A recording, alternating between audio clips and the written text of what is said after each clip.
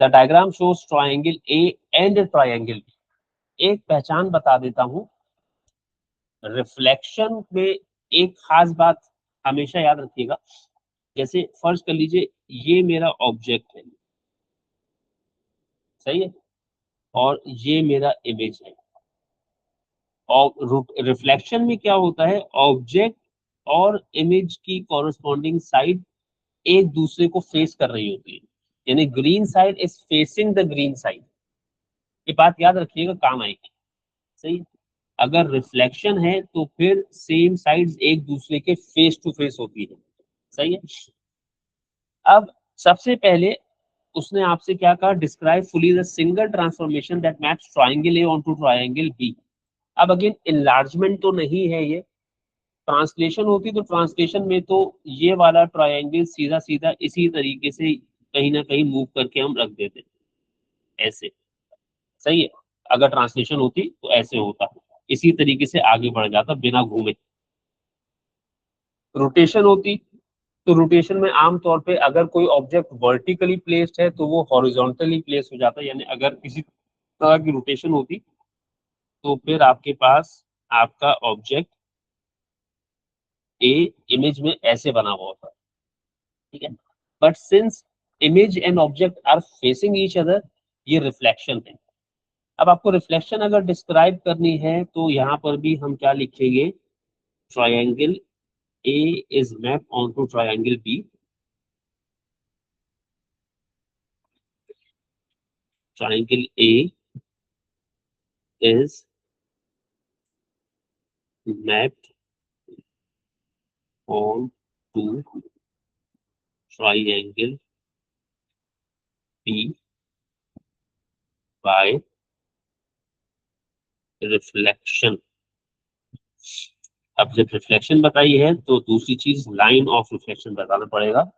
Reflection in the line x is equal to 1। अब line of reflection निकालने का तरीका याद है किसी को?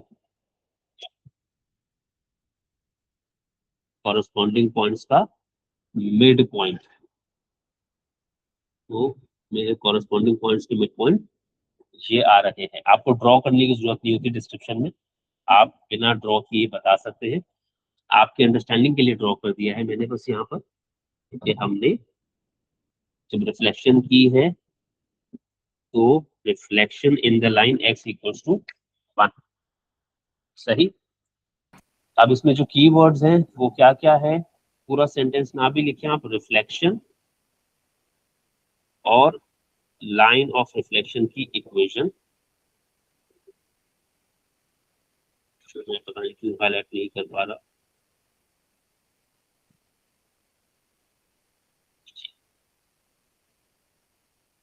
आपको दो चीजें बतानी पड़ेंगी कि भाई ये कौन सी वाली ट्रांसफॉर्मेशन है और हमने उसमें लाइन ऑफ रिफ्लेक्शन क्या लगाई है।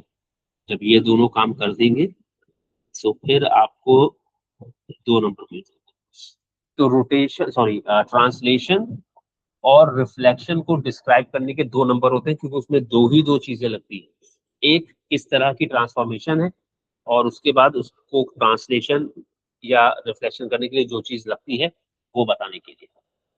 अच्छा, draw the image of triangle A after rotation of 180 degree. अब जब 180 डिग्री कहा जाएगा तो 180 डिग्री के बाद आपको डायरेक्शन नहीं बताई जाएगी, बिकॉज जरूरत नहीं है। ए को आपने 180 डिग्री रोटेट कर देना है, ए को 180 डिग्री रोटेट करना है अबाउट ओरिजिन। 180 डिग्री में कुछ भी नहीं होता, आपका जो भी पॉइंट है वो डायरेक्टली सामने चला जाता है। ये हो गया मेरा सेंटर ऑफ रोटेशन, ये मेरा पहला पॉइंट हो गया। ठीक है। तो अगर मैं इसको 180 डिग्री रोटेट करूंगा तो जैसे ये इस तरीके से है, तो 180 डिग्री रोटेट होने के बाद सीधा सेंटर से सामने यहाँ पर ये आ जाएगा इस तरीके से। ठीक है। पहला पॉइंट 180 डिग्री रोटेट होकर पूरी स्ट्रेट लाइन बन जाएगी। सही। उस स्ट्रेट लाइन का जो मिड पॉइंट हो जाएगा वो सेंटर हो जाएगा। इसी तरीके से अगला पॉइंट ये वाला आपका अगला पॉइंट है। तो 180 डिग्री रोटेशन के बाद यहाँ पर ये अगला पॉइंट आपका इधर आ गया। फिर उसके बाद आखिरी वाला जो पॉइंट है मेरा, वो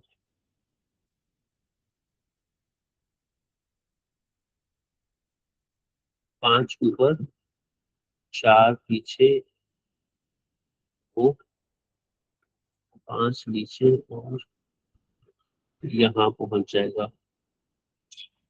ये आपका फाइनल पॉइंट आ गया। ये आपके सारे के सारे पॉइंट्स आ गए। जैसे ही ये पॉइंट्स आ गए आपने इनको ज्वाइन कर दिया।